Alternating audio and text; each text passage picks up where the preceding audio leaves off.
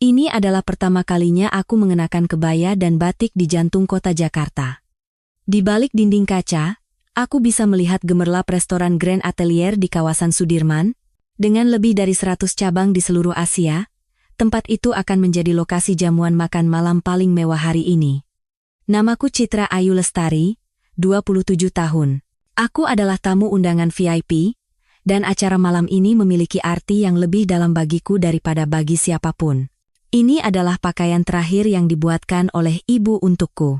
Di atas kain batik tulis berwarna merah jambu yang lembut, aku mengenakan kebaya brokat berwarna biru dongker. Di ujung lengan bajunya, sulaman benang emas berbentuk bunga melati kecil mekar dengan anggun.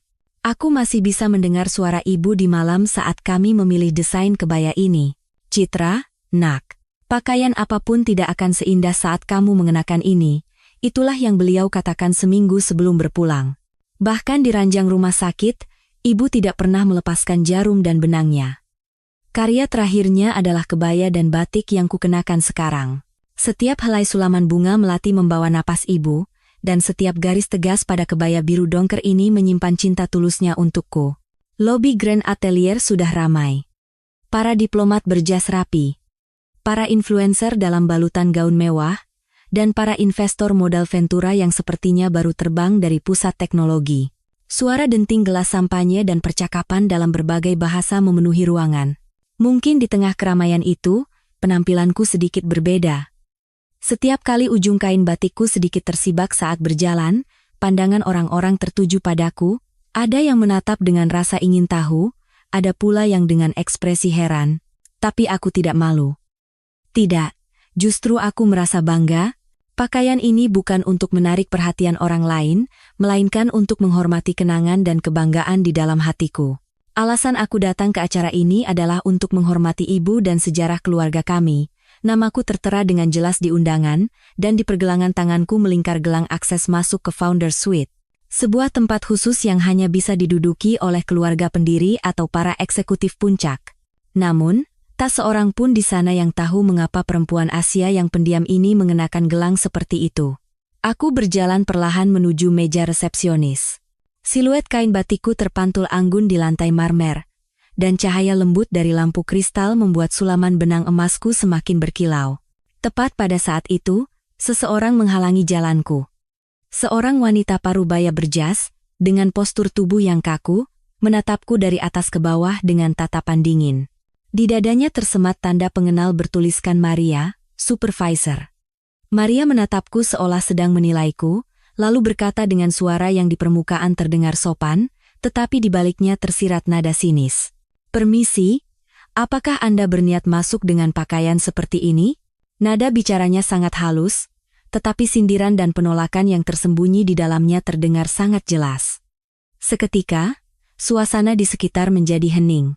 Beberapa orang mulai menoleh ke arah kami, dan tiba-tiba aku menjadi pusat perhatian. Ini adalah pertanyaan pertama yang dilontarkan kepadaku saat aku hendak menghadiri acara keluarga yang penuh makna dengan mengenakan karya terakhir dari ibuku. Apakah Anda berniat masuk dengan pakaian seperti ini? Saat itu aku sadar. Acara malam ini bukan sekadar jamuan makan malam biasa, dan kebaya yang kukenakan ini, bagi sebagian orang, bisa menjadi sebuah masalah. Nada bicaranya memang sopan, tetapi niat Anda tidak pantas berada di sini begitu jelas terasa. Tatapan Maria perlahan menyapu kebayaku, mulai dari garis bersih kebaya biru dongker, kain batik merah jambu yang lembut, hingga sulaman melati emas di ujung lengan. Seolah-olah matanya sedang mencari-cari kesalahan. Aku mengangguk dengan tenang.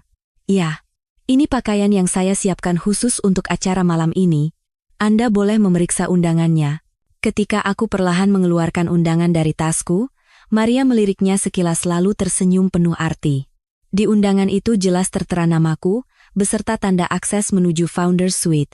Namun, raut wajahnya masih menunjukkan keraguan. Undangan sudah saya periksa.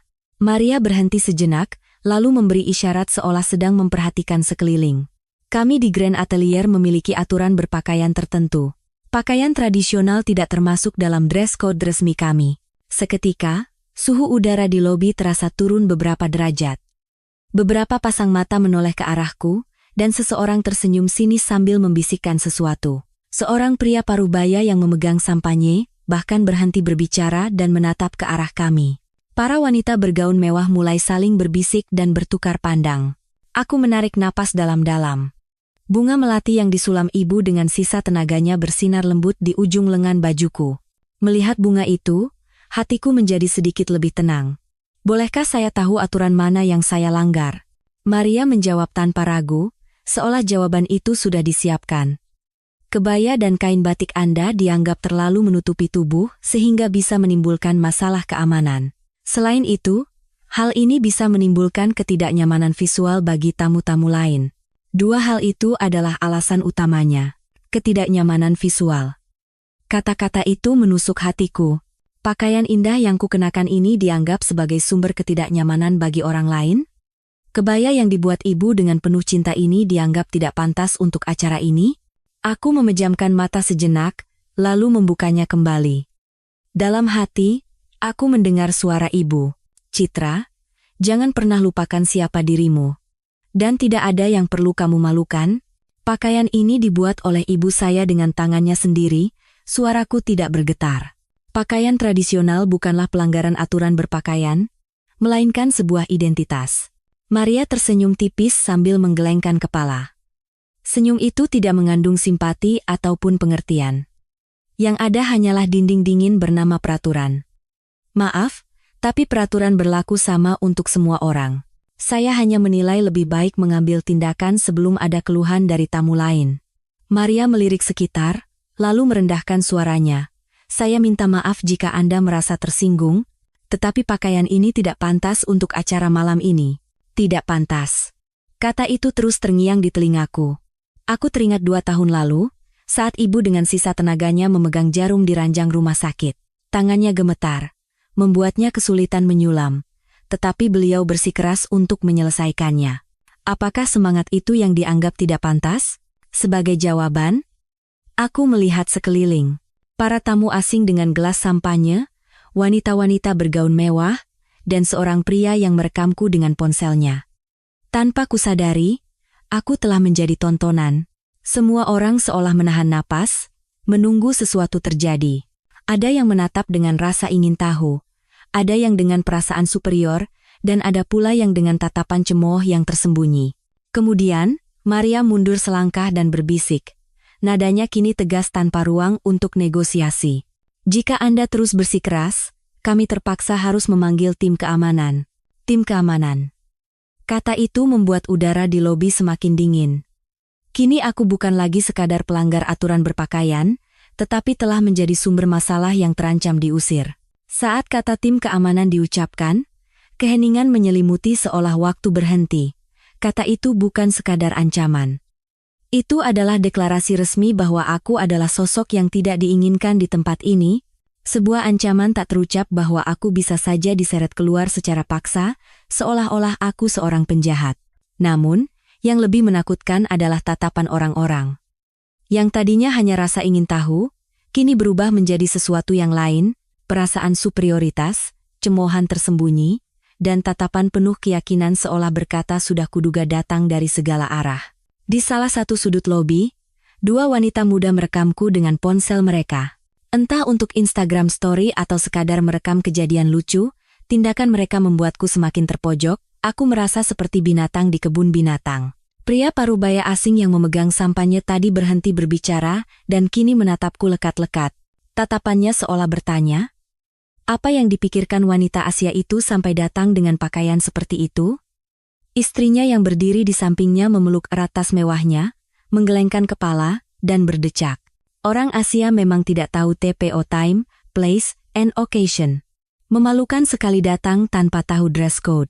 Memangnya pakaian seperti itu pantas untuk restoran sekelas ini? Bisikan-bisikan itu beterbangan seperti pecahan kaca ke telingaku. Mereka tahu aku bisa mendengarnya, tetapi mereka tetap menilaiku tanpa ragu, seolah-olah aku bukan manusia seperti mereka, melainkan hanya sebuah objek untuk dinilai. Maria menjaga jarak sedikit lebih jauh, lalu menyentuh earpiece di telinganya dan mulai berkomunikasi dengan seseorang. Suaranya pelan, tetapi karena suasana begitu hening, aku bisa mendengarnya. Ya, Di lobi. Ada masalah pakaian? Ya. Sedang coba diatasi, tapi tamunya tidak kooperatif. Ya. Dia mengenakan pakaian tradisional. Benar, pelanggaran aturan? Melihat Maria membicarakanku seolah aku tidak ada di sana membuat dadaku terasa sesak. Aku punya nama dan perasaan, tetapi baginya, aku hanyalah sebuah masalah yang harus diselesaikan. Aku hanya bisa menatap pemandangan itu dalam diam. Bagian dalam diriku terasa semakin dingin. Aku merasa seolah-olah diriku telah menjadi pemandangan yang tidak menyenangkan bagi orang lain. Seakan kehadiranku saja sudah menjadi gangguan. Tepat pada saat itu, aku mendengar logat bahasa Indonesia yang akrab dari sampingku. Lihat deh, dia pakai kebaya? Nggak salah tempat apa ya? Malu-maluin aja, orang Indonesia kok nggak ngerti situasi. Bikin malu bangsa aja. Itu adalah suara dari orang sebangsaku. Dalam kata-kata mereka, tidak ada sedikit pun rasa simpati atau pengertian terhadap sesama. Justru yang ada adalah kritik yang lebih dingin. Aku bahkan bisa merasakan nada menyalahkan. Seolah bertanya mengapa ada orang senegara yang membuat malu seperti ini. Saat itu, aku merasa menjadi orang paling kesepian di dunia. Bagi orang asing, aku adalah wanita Asia yang aneh. Bagi orang sebangsaku, aku adalah sumber masalah yang memalukan. Aku merasa tidak menjadi bagian dari manapun. Kamera ponsel yang merekamku semakin mendekat. Kilatan blitz berkelebat, dan aku bisa merasakan tatapan-tatapan tajam menghujam kebayaku. Aku benar-benar telah menjadi tontonan. Mungkin malam ini, di media sosial seseorang, akan ada video berjudul wanita berkebaya diusir dari restoran mewah. Tanganku tanpa sadar menyentuh kain batikku. Lipatan yang disetrika ibu dengan penuh perhatian masih terasa rapi. Bunga melati yang disulam dengan benang emas juga masih bersinar indah. Sulit dipercaya bahwa pakaian seindah ini justru menjadi alasan penderitaanku saat ini. Aku mengangkat kepala dan berjalan perlahan melintasi lobi, kembali ke meja resepsionis. Suara langkah kakiku menggema di lantai marmer. Bisik-bisik di sekitarku semakin kencang, tetapi aku tetap menatap lurus ke depan. Maria mencoba menghalangiku lagi dengan wajah bingung, tetapi aku menyela dengan lembut namun tegas. Sebelum memanggil tim keamanan, bolehkah saya menelepon sebentar? Maria tampak terdiam. Dia sepertinya tidak menyangka aku akan meminta untuk menelepon dalam situasi seperti ini. Telepon? Kemana? Aku perlahan mengeluarkan ponsel dari tasku dan mulai menggulir daftar kontak. Setiap kali jariku bergerak di layar, aku bisa merasakan tatapan Maria berubah secara halus.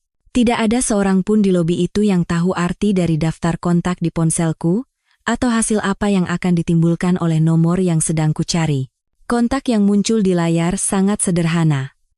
Hanya tertulis, ruang rapat, langsung. Tidak ada penjelasan atau hiasan apapun, tampak seperti kontak biasa. Aku menyentuh layar dengan ringan, lalu berkata kepada Maria, suaraku masih tenang, tetapi di dalamnya ada keyakinan yang berbeda dari sebelumnya. Jika Anda benar-benar merasa tidak ada masalah dengan situasi ini, silakan lanjutkan saja. Untuk pertama kalinya, Maria menunjukkan ekspresi bingung. Baginya, yang merasa telah memegang kendali penuh atas situasi, kata-kataku adalah variabel yang tak terduga. Sejak saat itu, suasana mulai berbalik. Udara di lobi terasa berubah secara perlahan. Saat ujung jariku menekan tombol panggil, nada sambung elektronik bergema di lobi yang tadinya hening. Saat nada sambung pertama berbunyi, tatapan Maria sedikit berubah. Awalnya dia mungkin berpikir aku hanya akan mengadu pada seseorang. Namun, saat melihatku menempelkan telepon ke telinga dan menunggu, ekspresinya mulai dihiasi keraguan kecil. Saat nada sambung kedua berbunyi, bisik-bisik di sekitar mulai mereda.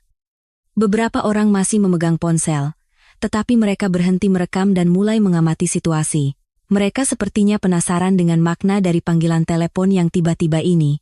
Bahkan sebelum nada dering ketiga selesai, panggilan itu tersambung. Respon yang sangat cepat. Seolah-olah panggilanku sudah ditunggu. Dengan suara yang sangat tenang, aku berkata, "Kakek, ini Citra.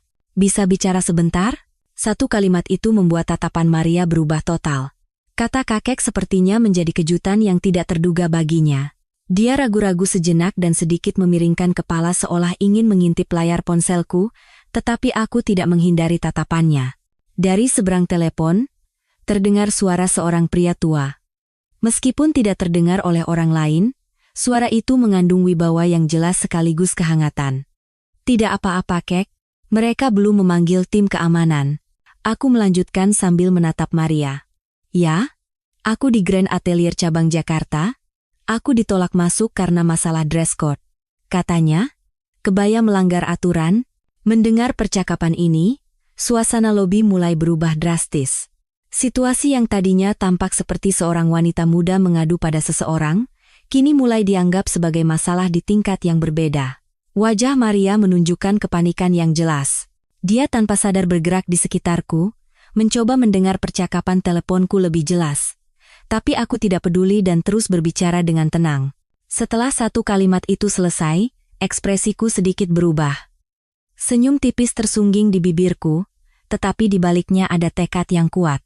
Aku bisa merasakan ada instruksi yang sedang diberikan dari seberang telepon.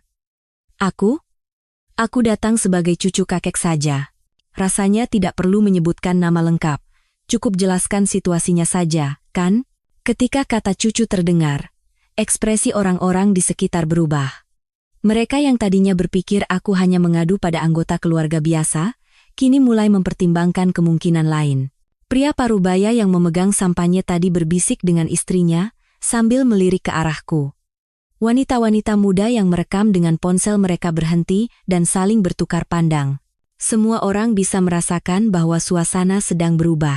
Saat itu juga, di lokasi yang berbeda, di gedung kantor pusat Grand Atelier di lantai 47, di sebuah ruang rapat kecil di sebelah kantor pimpinan, sebuah rapat darurat para direksi sedang berlangsung meskipun sudah larut malam.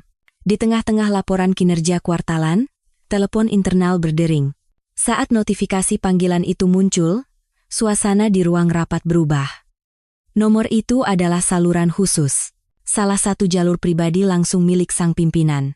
Wakil direktur yang memimpin rapat segera menunda pertemuan dan menjawab telepon. Suara yang terdengar tenang namun tegas. Itu adalah suara pendiri sekaligus pimpinan Grand Atelier Group, suara yang penuh wibawa dan tidak mentolerir kompromi. Segera hubungi cabang Jakarta dan periksa situasinya. Cucuku ada di sana mengenakan kebaya dan ditolak masuk. Satu kalimat itu membuat ruang rapat gempar. Para direktur saling bertukar pandang dengan cemas, dan seseorang segera menelepon manajer cabang Jakarta. Kebaya dianggap pelanggaran dress code?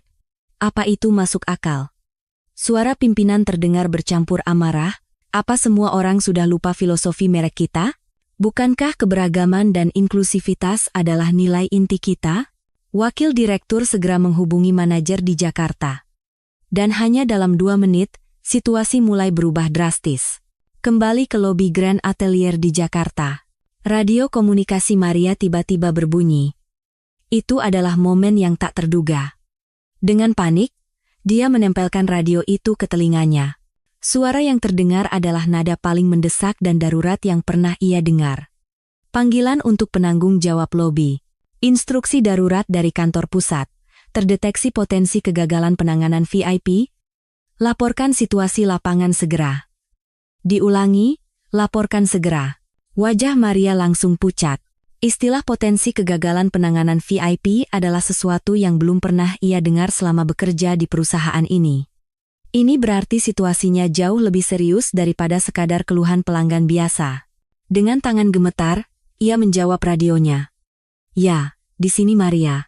Saat ini ada seorang tamu wanita Asia yang ditolak masuk karena mengenakan pakaian tradisional. Tamu tidak kooperatif, kami sedang mempertimbangkan untuk memanggil tim keamanan.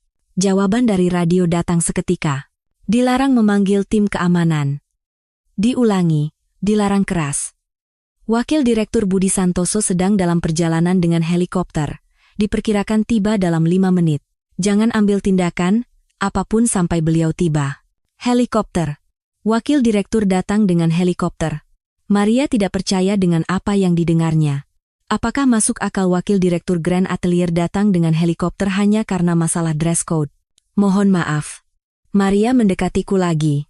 Tapi kali ini, sikapnya sudah sama sekali berbeda. Suaranya bergetar, dan raut percaya dirinya yang tadi telah hilang entah kemana. Nona, Boleh saya tahu dengan siapa Anda berbicara di telepon tadi? Aku mengangkat kepala, menatapnya, dan menjawab dengan tenang. Suaraku masih sama, tetapi kini mengandung bobot yang berbeda, hanya keluarga dari orang yang mendirikan merek ini. Kata-kata itu menyebar seperti gelombang ke seluruh lobi. Orang-orang yang tadinya berbisik-bisik tiba-tiba terdiam. Mereka yang memegang ponsel satu persatu menurunkannya. Semua pandangan kini terpusat padaku. Tapi kali ini, tatapan mereka sangat berbeda.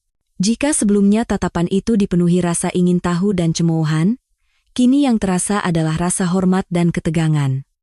Orang-orang mulai menyadari apa yang sedang mereka saksikan. Sekali lagi, pesan darurat terdengar dari radio. Wakil Direktur Budi Santoso telah tiba di depan gedung.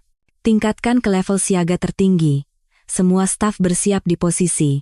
Tangan Maria mulai gemetar hebat. Dia menyadari betapa besar kesalahan yang telah ia perbuat. Ini bukan lagi sekadar masalah dress code, melainkan bisa menjadi masalah serius yang menyangkut eksistensi perusahaan. Aku tersenyum tipis dan menutup telepon. Lalu aku menatap Maria dan berkata dengan lembut, sepertinya situasinya akan segera beres. Suasana lobi telah berubah total. Orang-orang yang tadinya menganggapku sebagai tontonan, kini menahan napas menunggu apa yang akan terjadi selanjutnya.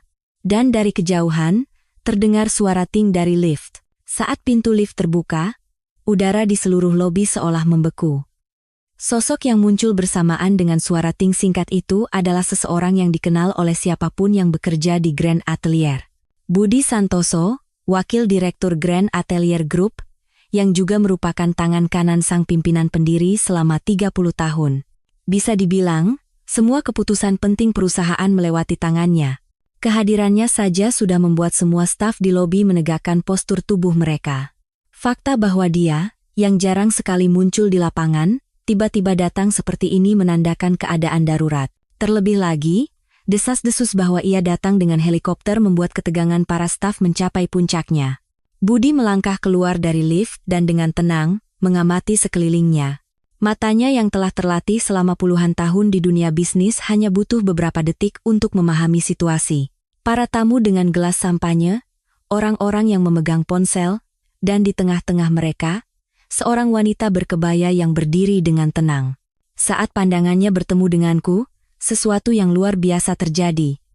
Wakil Direktur perusahaan raksasa itu berhenti tepat di tempatnya.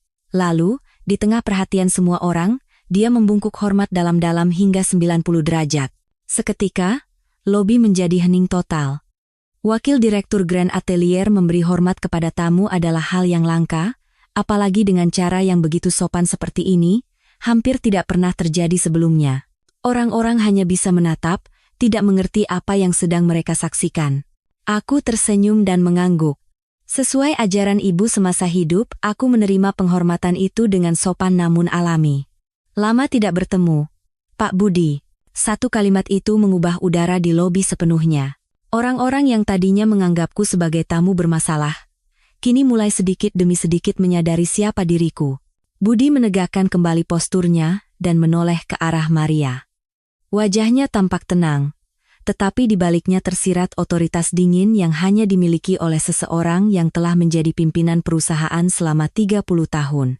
Kejadian di tempat ini akan segera dilaporkan ke Dewan Direksi di kantor pusat. Suara Budi rendah namun jelas.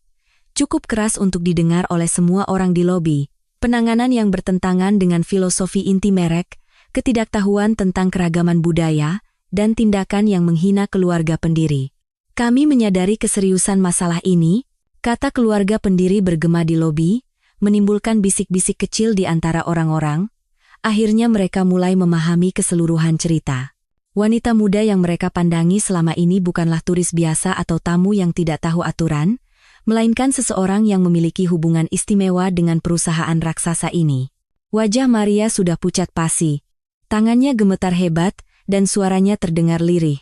Maafkan saya. Saya benar-benar tidak tahu. Saya tidak menyangka beliau adalah orang sepenting ini. Jika saya tahu sebelumnya, Budi memotong ucapan Maria dengan tegas. Suaranya menyiratkan tidak ada toleransi untuk alasan apapun. Itu justru masalah yang lebih besar, Ibu Maria. Budi menyebut nama Maria dengan tepat, menandakan bahwa ia sudah mengetahui semua informasi tentangnya. Penting atau tidak, fakta bahwa Anda menolak tamu hanya karena ia mengenakan kebaya adalah sebuah penghinaan terhadap merek kita. Dia berhenti sejenak, melihat sekeliling, lalu melanjutkan.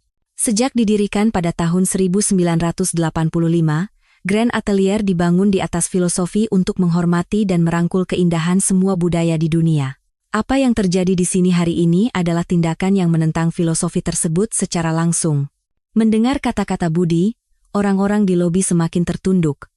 Mereka menyadari bahwa apa yang tadinya dianggap sebagai kejadian biasa, ternyata adalah masalah serius yang berkaitan dengan nilai inti perusahaan. Kemudian, Budi menoleh kepadaku dan bertanya dengan hormat, "Nona Citra, maukah Anda memberi kami kesempatan untuk meminta maaf secara resmi atas situasi ini? Baik secara pribadi maupun atas nama perusahaan, kami sangat menyesal." Aku mengangguk pelan. Sejujurnya, yang kuinginkan bukanlah permintaan maaf yang megah atau hukuman bagi seseorang. Aku hanya ingin kebaya indah yang kukenakan ini, serta budaya yang terkandung di dalamnya, dihormati. Terima kasih. Budi sekali lagi menundukkan kepalanya, lalu berbalik menghadap Maria dan staf lainnya. Pada saat itu, pria parubaya yang memegang sampannya, yang sejak tadi mengamati dari sudut lobi, mendekat dengan hati-hati. Dia bertanya kepada Budi dengan suara pelan, "Permisi, apakah Nona ini?" Budi mengangguk dan menjawab singkat, "Nona Citra Ayu Lestari adalah cucu dari pimpinan pendiri kami. Hari ini beliau hadir sebagai perwakilan keluarga." Setelah kata-kata itu diucapkan, ekspresi semua orang di lobi berubah total. Semua kepingan teka-teki akhirnya menyatu. Mengapa wakil direktur datang dengan helikopter? Mengapa responsnya begitu cepat dan sopan? Dan mengapa wanita muda ini bisa begitu tenang dan berwibawa? Orang-orang yang memegang ponsel buru-buru mematikan layar mereka, dan mereka yang berbisik-bisik langsung terdiam. Tatapan aneh yang ditujukan kepadaku karena mengenakan kebaya kini berubah menjadi tatapan hormat dan kekaguman. Terutama, orang-orang Indonesia yang awalnya mengkritikku, wajah mereka memerah, mereka menyadari betapa gegabahnya penilaian mereka. Mereka merasa malu karena telah mengkritik sesama anak bangsa, tanpa pemahaman. Budi kembali menatap Maria dan berkata, "Tindakan lanjutan mengenai situasi ini akan ditangani langsung oleh tim SDM kantor pusat. Dan mulai hari ini, kami akan meninjau ulang seluruh manual pelayanan di semua cabang. Agar kejadian seperti ini tidak terulang lagi." Maria hanya bisa menunduk tanpa berkata apa-apa. Dia pun sudah memahami betapa seriusnya situasi saat ini. Aku menyaksikan semua ini dalam diam, sambil teringat pesan ibu semasa hidup, "Citra, pakaian yang kamu kenakan bukan sekadar kain. Di dalamnya ada sejarah dan jiwa kita. Kenakan dengan bangga dan tunjukkan dengan percaya diri." Melalui kejadian hari ini, aku benar-benar memahami arti dari kata-kata ibu. Budi memberi instruksi kepada pihak restoran, dan dengan cepat sebuah ruang kosong tercipta di tengah lobi. Dengan satu isyarat tangannya, para staf bergerak serempak. Mereka merapikan meja sampanye, menyingkirkan hiasan yang tidak perlu, dan menyiapkan ruang yang bersih seolah-olah sedang mempersiapkan sebuah panggung.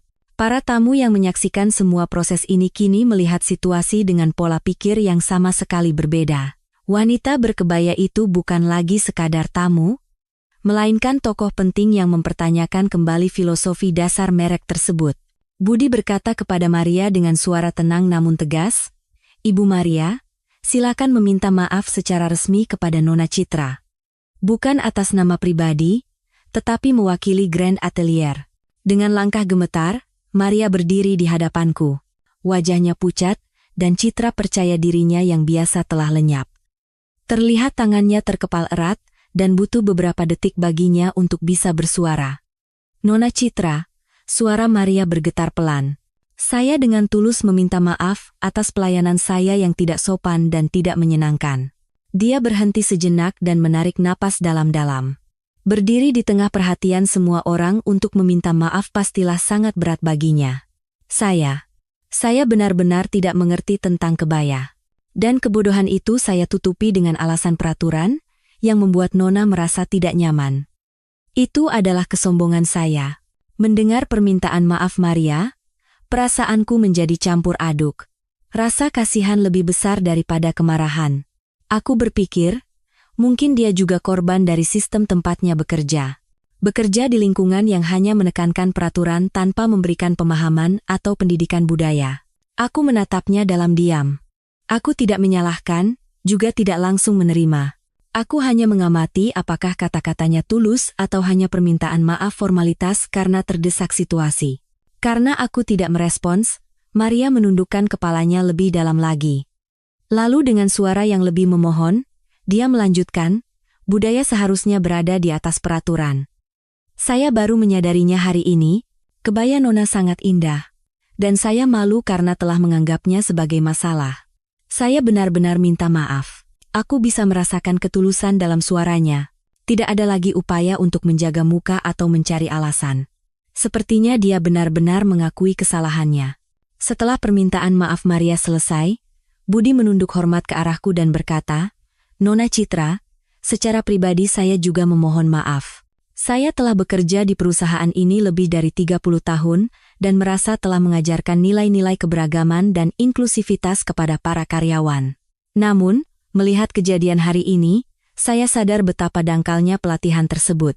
Dia berhenti sejenak, lalu dengan ekspresi yang lebih serius, dia melanjutkan, ke depannya, kami tidak akan lagi memberikan pelatihan yang hanya menghafal peraturan, melainkan pelatihan yang didasarkan pada pemahaman budaya yang tulus.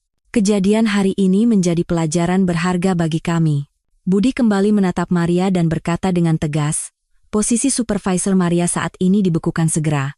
Investigasi lebih lanjut akan dilakukan oleh tim SDM kantor pusat, dan seluruh staf pelayanan akan mendapatkan pelatihan ulang tentang keragaman budaya mulai hari ini.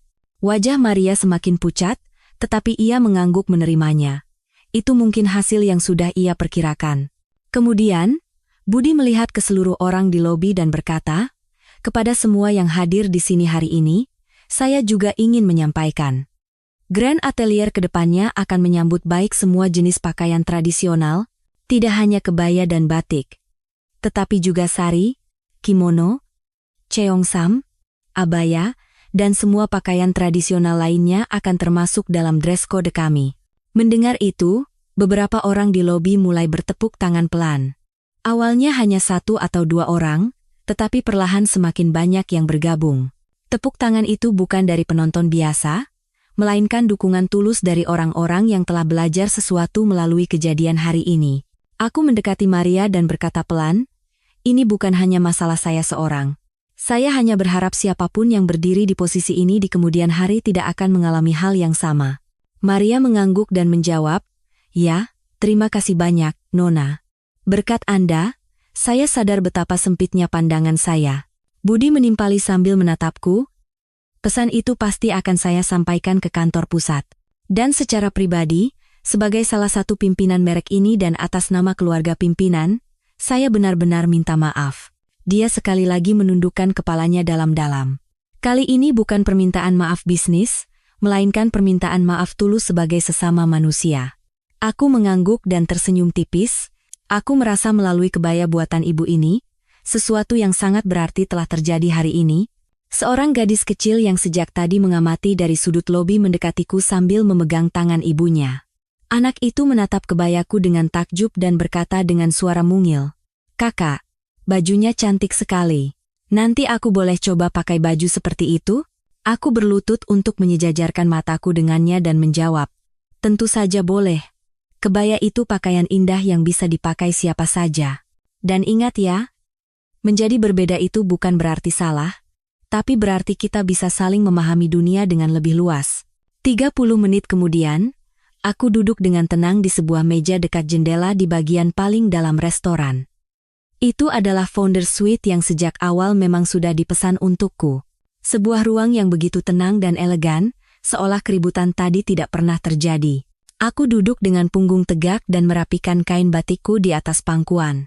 Orang-orang yang tadinya menolakku, kini menatapku dengan penuh hormat. Seolah-olah sejak awal memang sudah seharusnya begitu. Di luar jendela, senja keemasan kota Jakarta mulai turun, dan udara hangat mengalir di dalam restoran. Sambil mengangkat gelas air, aku bergumam pelan, Ibu, hari ini aku tidak menangis. Aku berdiri tegak. Saat itu, sulaman bunga melati emas di ujung lenganku berkilauan terkena cahaya senja. Seolah-olah ibu sedang tersenyum untukku. Perubahan di dunia tidak dimulai dari revolusi besar. Ia dimulai dari saat seseorang berdiri tegak, menjaga identitasnya. Dan hari itu di jantung kota Jakarta, kisah Citra Ayu Lestari yang berusia 27 tahun, yang berdiri tegak dengan kebayanya, bukanlah sebuah akhir, melainkan sebuah permulaan. Hari di mana hadiah terakhir dari seorang ibu telah menyampaikan pesan terindah ke seluruh dunia.